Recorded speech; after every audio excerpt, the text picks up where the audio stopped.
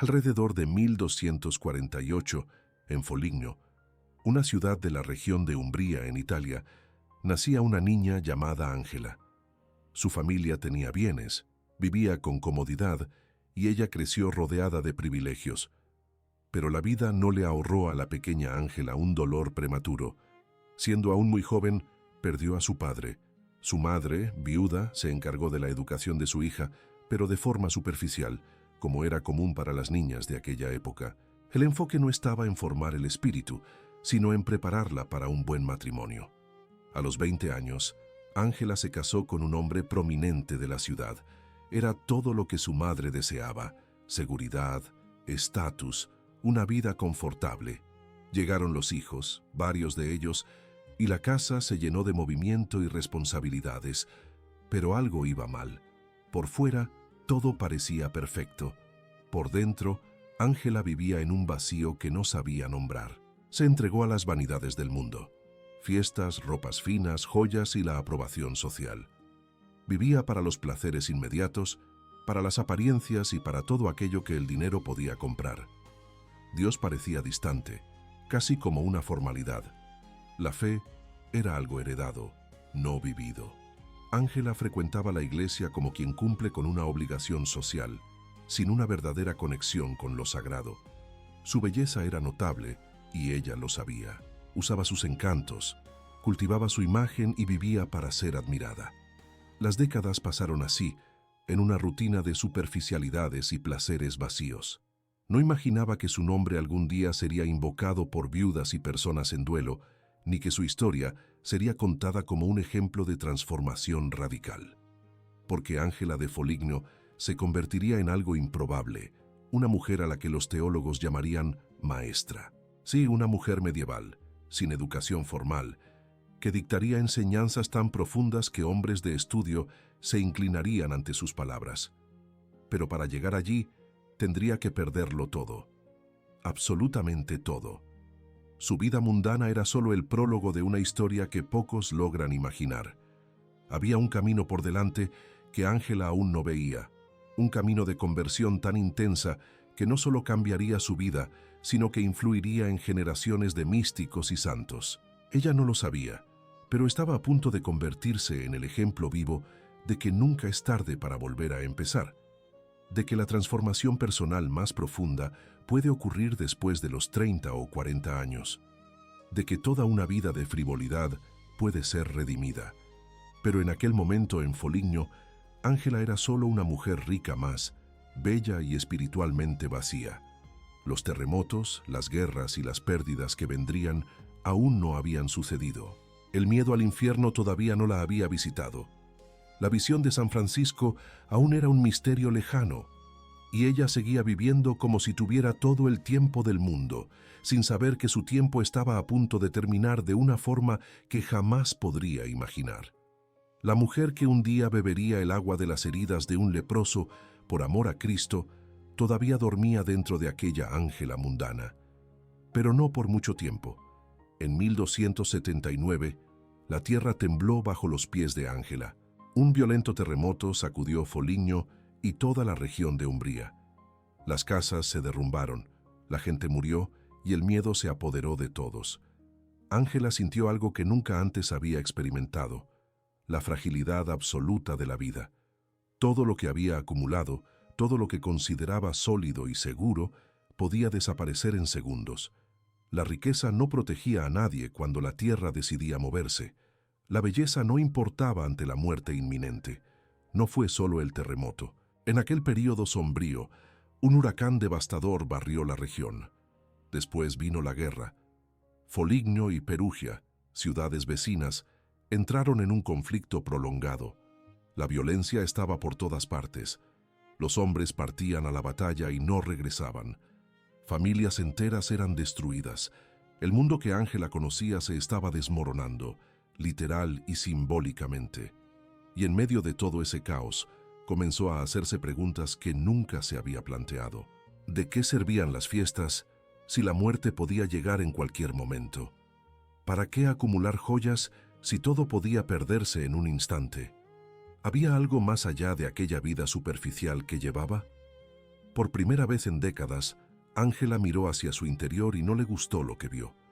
Un vacío inmenso, una falta de propósito real, toda una vida construida sobre arenas movedizas. El miedo comenzó a crecer. No solo el miedo natural a los desastres externos, sino un miedo más profundo y perturbador, el miedo al infierno. Ángela era consciente de que vivía alejada de Dios, de que su fe era solo apariencia y de que su corazón estaba lleno de vanidades y pecados. ¿Y si moría en ese momento? ¿A dónde iría su alma? La pregunta la atormentaba en sus noches de insomnio. Miraba a sus hijos y se preguntaba qué ejemplo les estaba dejando. Miraba a su marido y se daba cuenta de cuán vacío de verdadera intimidad espiritual estaba su matrimonio. Se miraba al espejo y veía a una mujer hermosa por fuera, pero corrompida por dentro. La belleza estaba envejeciendo, los placeres mundanos ya no le daban la misma satisfacción, y aquel vacío interior no hacía más que aumentar. Los eventos externos eran como señales que Ángela ya no podía ignorar. Dios estaba llamando su atención a través de las circunstancias de la vida, pero ella todavía se resistía. Cambiar significaría abandonar todo lo que conocía, todo lo que la definía a los ojos de los demás. Significaría admitir que había desperdiciado décadas en futilidades. Significaría enfrentar sus propios pecados de frente, sin excusas y sin máscaras. Pero la semilla de la inquietud ya estaba plantada, y cuando Dios decide tocar un corazón, no hay terremoto más grande que el que ocurre por dentro. Ángela estaba al borde de una crisis espiritual que cambiaría su vida para siempre. Alrededor de 1285, Ángela cometió un pecado que la aterrorizó. Las fuentes históricas no revelan exactamente qué fue, pero el efecto fue devastador. Por primera vez en su vida, sintió el peso real de la culpa. Ya no era ese vago malestar que venía y se iba. Era un pavor concreto, visceral, que la perseguía día y noche. El miedo al infierno dejó de ser una idea abstracta y se convirtió en una posibilidad real y espantosa. Ángela sabía que necesitaba confesarse. En la tradición católica, la confesión es el camino de la reconciliación con Dios, el sacramento del perdón y de la paz interior. Pero había un problema. No podía. Lo intentó varias veces. Iba al confesionario, se arrodillaba, empezaba a hablar, pero las palabras se le atascaban en la garganta. Confesaba algunos pecados menores, pero el principal, aquel que la atormentaba, no lograba revelarlo. La vergüenza era más grande que el miedo. El orgullo todavía luchaba contra la necesidad de una humillación total, y así salía de la confesión sin un alivio verdadero. Peor aún, sabía que había mentido ante Dios. Había fingido un arrepentimiento completo sin entregarlo todo. Recibía la absolución sabiendo que no la merecía porque no había sido totalmente honesta. El tormento interior no hacía más que aumentar. Estaba atrapada en un ciclo infernal. Quería el perdón, pero no podía pagar el precio de la transparencia total. Las noches se volvieron interminables. Ángela no dormía. Se veía ya condenada. Imaginaba las llamas eternas y sentía el peso de la justicia divina sobre ella. Y lo peor, sabía que era culpa suya. Nadie le impedía confesarse plenamente, excepto ella misma. Era una prisión autoimpuesta, una esclavitud voluntaria al pecado y a la vergüenza. La fuerza para seguir viviendo esa farsa se estaba agotando. Fue entonces cuando Ángela tomó una decisión desesperada. Conocía las historias de San Francisco de Asís, el santo que había revolucionado la región décadas antes. Francisco también había sido rico, también había vivido para los placeres mundanos y también se había convertido radicalmente. Si alguien podía entender su desesperación, era él. Si alguien podía interceder por ella ante Dios, era aquel santo que había abrazado a los leprosos y elegido la pobreza. Ángela comenzó a orar con una intensidad que nunca antes había experimentado. Ya no eran oraciones mecánicas, memorizadas o vacías. Era un auténtico grito de socorro. Le suplicaba a San Francisco que la ayudara a hacer una confesión verdadera, que le diera el valor para vencer la vergüenza, que abriera su corazón de tal manera que las palabras finalmente pudieran salir. que la liberara de esa prisión interior que ella misma había construido. Y algo estaba a punto de suceder. Cuando un corazón clama con sinceridad absoluta, el cielo responde. Ángela no lo sabía, pero su oración estaba siendo escuchada. La liberación estaba más cerca de lo que imaginaba. La respuesta llegó de forma inesperada. San Francisco se le apareció a Ángela en una visión. No sabemos exactamente cómo fue esa experiencia, si lo vio con los ojos físicos o espirituales, pero el efecto fue real y transformador. Francisco la orientó, le dio ánimos y le mostró el camino. Era como si le dijera: yo también pasé por esto. Yo también tuve que morir a mí mismo y tú puedes lograrlo. La presencia del santo llenó a Ángela de una fuerza que no tenía por sí sola. Guiada por esta experiencia, Ángela se dirigió a la Catedral de San Feliciano en Foligno. Allí dentro, un fraile franciscano estaba predicando. Y aquí ocurre algo extraordinario. Era su pariente, un hombre llamado Fray Arnaldo. Ángela conocía a aquel fraile, lo que hacía que todo fuera aún más difícil. Confesarse con un desconocido ya sería humillante. Confesarse con alguien de la familia era morir completamente al orgullo. Pero no vaciló. Se acercó a él tras la predicación y le pidió confesarse. Esta vez, las palabras salieron. Todo salió. El pecado que la atormentaba, la falsedad de las confesiones anteriores, los años de vida mundana, la hipocresía, la vanidad y el vacío. Ángela se abrió por completo, sin guardarse nada, sin proteger su imagen. Fue una desnudez total del alma, una vulnerabilidad absoluta ante Dios y el confesor. Fray Arnaldo escuchó todo en silencio, y entonces pronunció las palabras de la absolución. En ese momento, algo se rompió dentro de Ángela. El peso que cargaba desde hacía tanto tiempo simplemente desapareció. La culpa se disolvió. La paz que buscaba desde hacía años finalmente llegó. No era una paz superficial o temporal, era la paz interior profunda que nace del perdón real, de la verdadera reconciliación con Dios. Ángela salió de aquella catedral como una persona distinta. La transformación personal había comenzado de verdad. Inició de inmediato una vida de penitencia. Comenzó a deshacerse de las ropas finas que tanto amaba y de las joyas que la definían ante los demás. No fue un cambio forzado o teatral. Era la consecuencia natural de haber encontrado algo infinitamente más valioso que todo aquello. Cuando se descubre el tesoro escondido en el campo, se vende todo con alegría para comprarlo.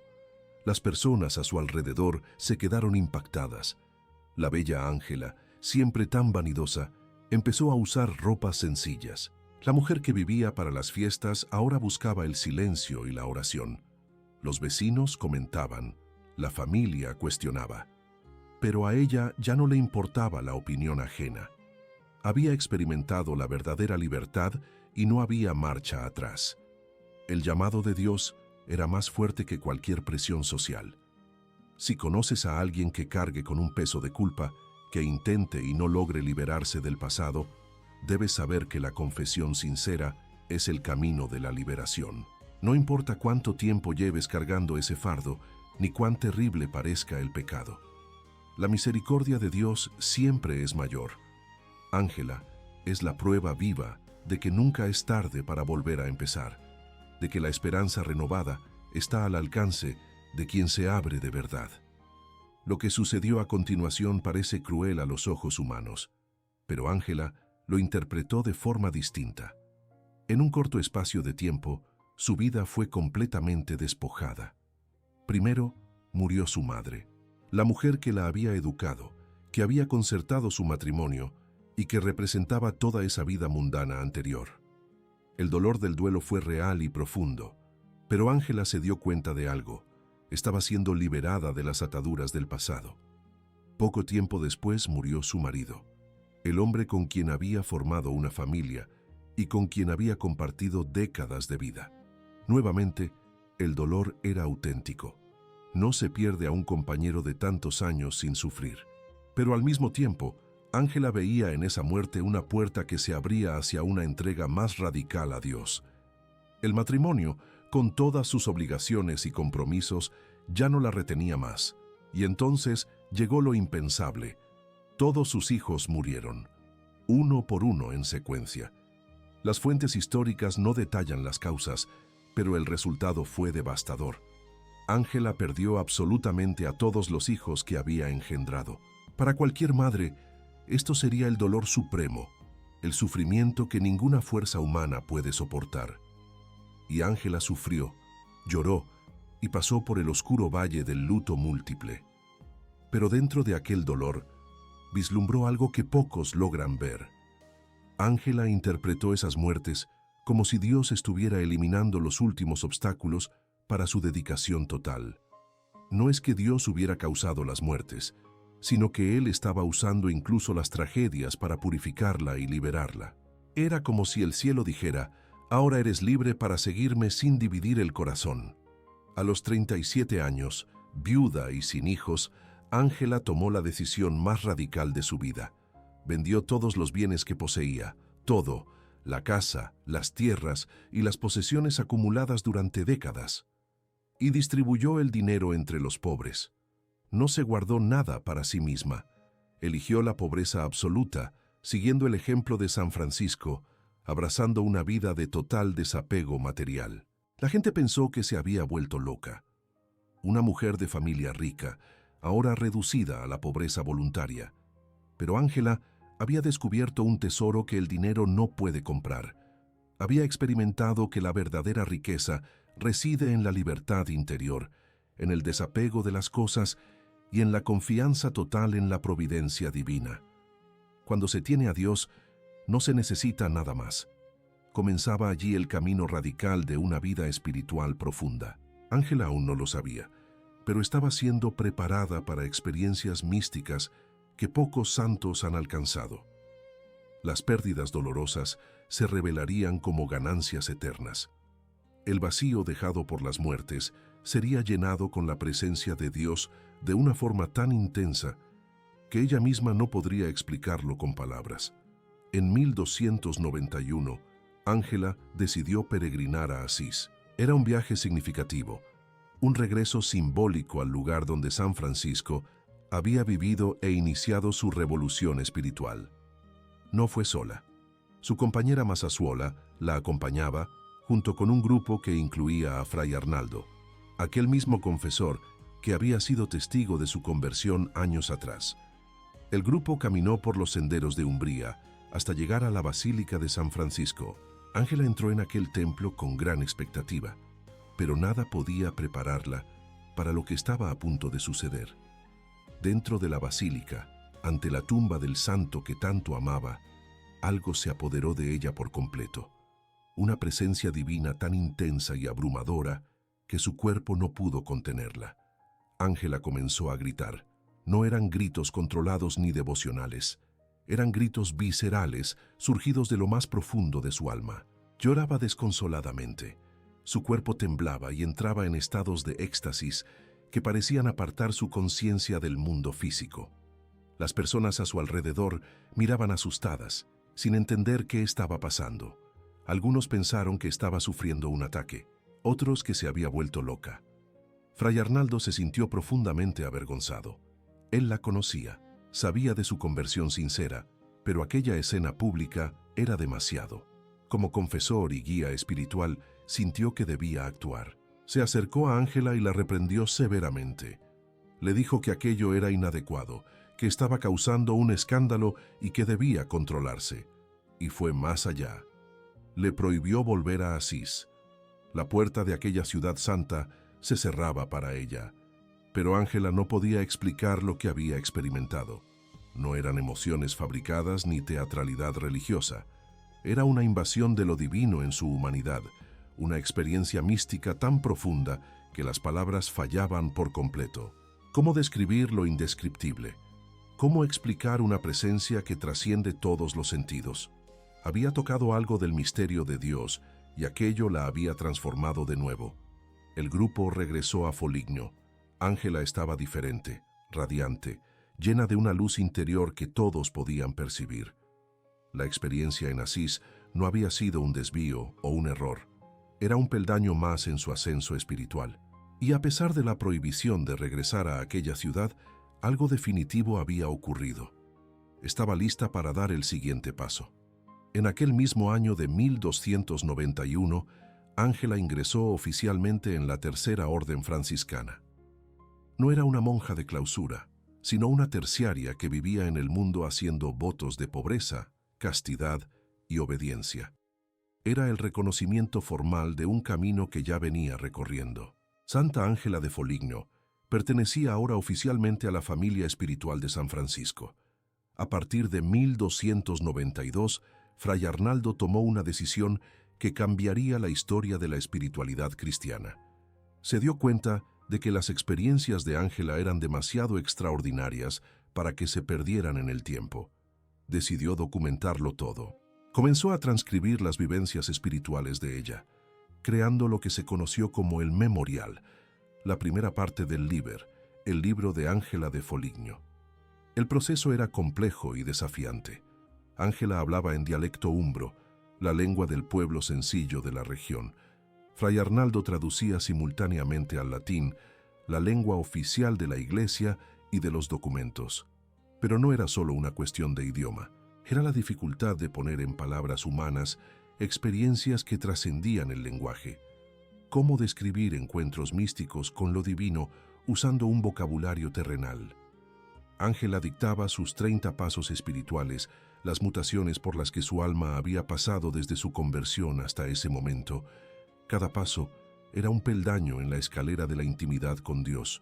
Intentaba explicar las visiones, los éxtasis y las revelaciones que recibía, pero se frustraba constantemente. Las palabras parecían pobres, insuficientes e incapaces de capturar la realidad de lo que había vivido.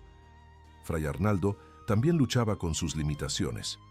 Era un hombre instruido, un teólogo franciscano, pero aún así no lograba comprender plenamente lo que Ángela intentaba comunicar. Había momentos en los que simplemente dejaba de escribir, confuso, incapaz de traducir experiencias que sobrepasaban su propia vida espiritual. Era como intentar describir colores a alguien que nació ciego. Ángela se quejaba con frecuencia. Las palabras traicionan lo que he vivido. Lo que escribes no expresa ni una fracción de lo que experimenté. No era una crítica a Arnaldo, sino el reconocimiento de una verdad profunda. El encuentro con Dios es siempre mayor que cualquier intento de documentarlo. La experiencia mística escapa a las categorías de la razón y del lenguaje común. El trabajo llevó años. Entre 1292 y 1298, el fraile y la terciaria se dedicaron a este proyecto. Finalmente, el memorial estuvo completo. Pero Fray Arnaldo sabía que aquel documento era delicado. Las mujeres místicas eran frecuentemente vistas con sospecha por la jerarquía de la Iglesia. Las experiencias espirituales intensas podían ser interpretadas como locura o incluso como herejía. Por eso, Arnaldo sometió el texto a un riguroso proceso de validación. 8 teólogos franciscanos leyeron el memorial y lo aprobaron. Más importante aún, el cardenal Giacomo Colonna, una de las figuras más respetadas de la Iglesia, examinó el documento y dio su aprobación oficial. Lo que Ángela había vivido y dictado no era fantasía ni delirio. Era una experiencia mística auténtica, reconocida por la propia Iglesia. Una mujer sin educación formal se había convertido en fuente de sabiduría espiritual profunda, tanto que en el futuro sería llamada maestra de teólogos. La vida de Ángela después del memorial se dividió entre dos mundos que parecían opuestos, pero que en ella se unían perfectamente: la contemplación profunda y la caridad radical. Pasaba horas en oración, sumergida en experiencias místicas que la llevaban a estados de unión con Dios. Pero cuando salía de esos momentos de éxtasis, se volcaba de inmediato hacia los más necesitados, especialmente aquellos que la sociedad rechazaba. Los leprosos eran los más abandonados de todos. La lepra era vista como una maldición, un castigo divino, una enfermedad contagiosa que inspiraba horror. La gente huía de los leprosos, evitaba incluso mirarlos, pero Ángela hacía exactamente lo contrario. Buscaba a los leprosos, curaba sus heridas, se sentaba a su lado y los tocaba con ternura. Veía en cada uno de ellos al mismo Cristo sufriente. Un episodio específico quedó documentado y causa asombro hasta el día de hoy. Era el Jueves Santo del año 1292. Ángela estaba cuidando a un leproso, lavando sus heridas con agua. Después de limpiar aquellas marcas dolorosas de su cuerpo, se quedó con el agua usada en las manos. Y entonces hizo algo que desafía toda lógica humana. Bebió aquella agua. Sí, bebió el agua que había lavado las heridas de un leproso. No era masoquismo ni búsqueda de sufrimiento. Era amor llevado al extremo, una identificación total con Cristo que se hizo siervo de todos. Ángela veía en aquel gesto una forma de comunión con el Dios que se hizo pequeño, pobre y rechazado. Era su manera radical de vivir el Evangelio sin términos medios, sin concesiones y sin miedo a las consecuencias. Su santidad no era teórica ni decorativa, era visceral, concreta y practicada en el día a día. Mientras servía a los marginados, Ángela comenzó a atraer a personas en busca de orientación espiritual. Se formó a su alrededor un grupo de hijos e hijas espirituales, hombres y mujeres que veían en ella a una maestra auténtica. Ella les enseñaba no con discursos elaborados, sino con su propia vida. Sus palabras tenían autoridad porque venían de quien realmente experimentaba lo que predicaba. Ángela también se involucró en las controversias que dividían a la orden franciscana en aquella época. Había debates intensos sobre cómo vivir la pobreza franciscana, sobre la relación con la iglesia institucional y sobre la fidelidad al carisma original de San Francisco. Su voz era respetada, sus cartas eran leídas y sus consejos eran buscados. Una mujer sin títulos académicos estaba influyendo en teólogos y líderes religiosos. Sus enseñanzas fueron siendo compiladas por sus discípulos. 36 capítulos de instrucciones espirituales, cartas y orientaciones prácticas sobre la vida de oración y caridad. El título de maestra de teólogos no era una exageración. Era el reconocimiento de que Dios había elegido a una mujer sencilla, una exmundana convertida, para enseñar verdades profundas a los más instruidos. La sabiduría divina no necesita diplomas, solo un corazón totalmente entregado. Entre 1296 y 1309, Ángela vivió sus últimos años en Foligno. Fueron años de madurez espiritual, de frutos recogidos tras décadas de camino. Fundó una comunidad de terciarias franciscanas que tenía algo revolucionario para la época. Vivían juntas, mantenían una vida común, pero no estaban encerradas en clausura. Salían a servir a los necesitados y llevaban la presencia de Dios a las calles. Las experiencias místicas no disminuyeron con la edad, por el contrario se intensificaron. Ángela entraba en estados de contemplación cada vez más profundos y tenía visiones que la dejaban fuera de sí durante horas. Sus discípulos eran testigos de aquellos momentos con respeto y admiración. Sabían que estaban ante alguien que había alcanzado un grado raro de intimidad con lo divino. En la Navidad de 1308 ocurrió algo extraordinario. Durante la celebración, Ángela tuvo una profecía sobre sí misma. Su muerte estaba cerca. No era un presentimiento vago ni miedo a la vejez.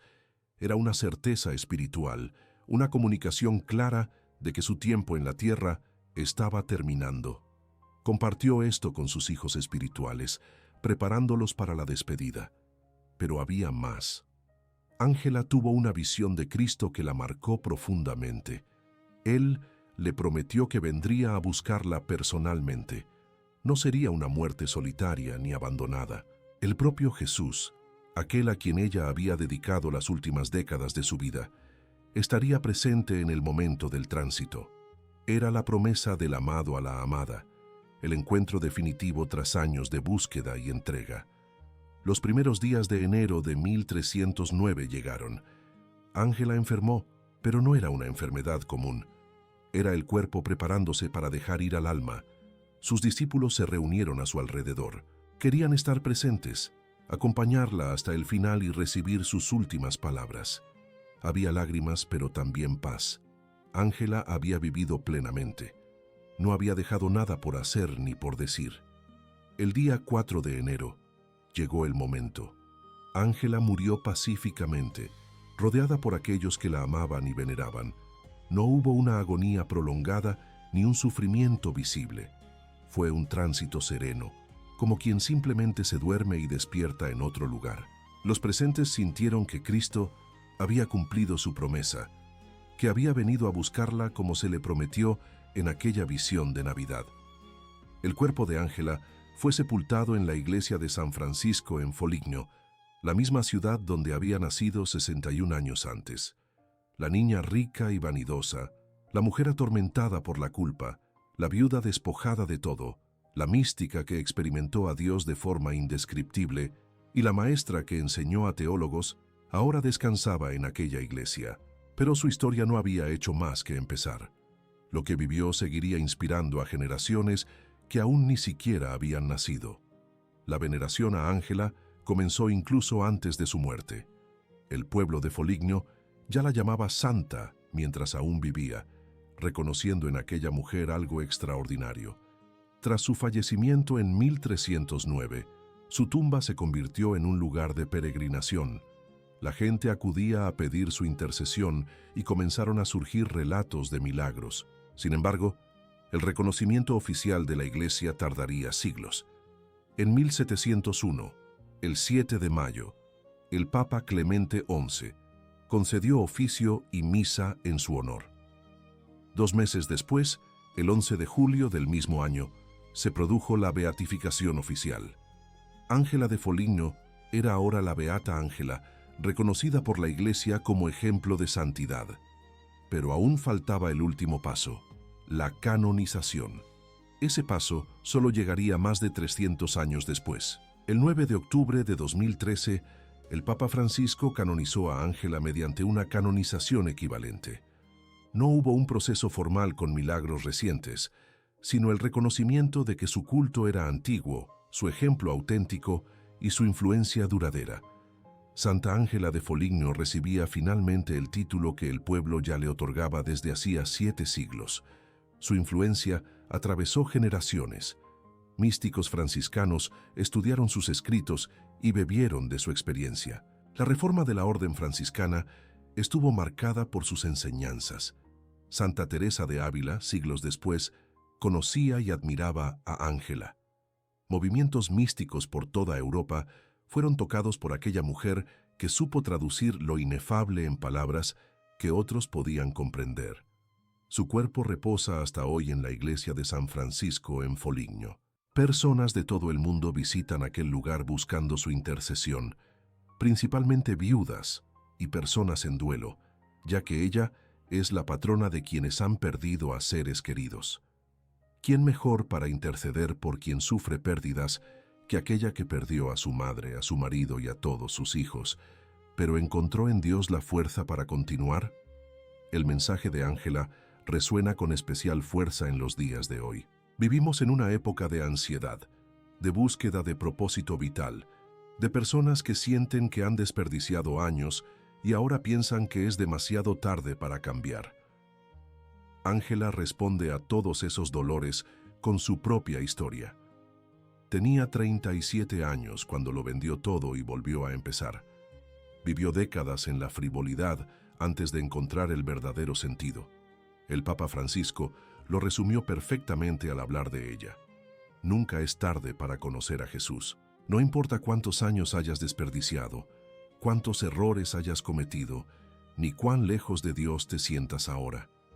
La transformación personal siempre está al alcance de quien se abre de verdad.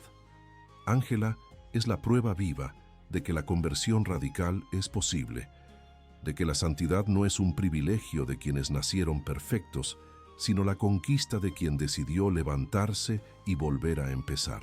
Si aquella mujer vanidosa de Foligno pudo convertirse en maestra de teólogos, entonces hay una esperanza renovada para cada uno de nosotros. El único requisito es el valor de decir sí, de entregarse y de confiar en que Dios puede hacer lo imposible con quien se pone en sus manos.